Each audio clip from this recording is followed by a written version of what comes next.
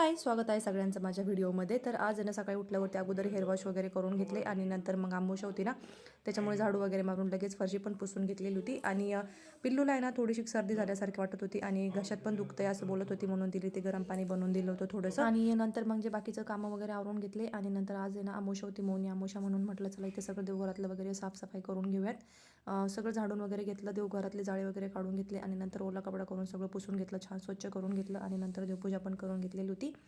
आणि हे ॲपल सायडर व्हिनेगरचं टॅबलेट आहे. ही ना एकदम आपण मसाला सोडा जो पितो ना त्याच्यासारखं सेम असंच टेस्ट लागते याची. तर मी 1-2 आठवड्यापासून घेते, तर मला छान रिझल्ट भेटला आहे त्याचा. आणि नंतर मग नाश्ता वगैरे करून घेतला. स्वयंपाकाचं आज मला टेन्शन नव्हतं, कारण की सोनिकाकडे जेवायला जायचं होतं.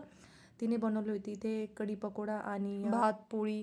तर छान मस्त जेवण झालेलं होतं. त्यांच्या तिकडचं कढी पकोडा बनवते त्यांच्या स्टाईलचा, तर छान होतं ते पण. तर चला व्हिडिओ इथेच एंड करूयात. भेटू पुढच्या मिनी ब्लॉगमध्ये. तोपर्यंत तुम्ही नक्की व्हिडिओला सबस्क्राईब करून घ्या. बाय.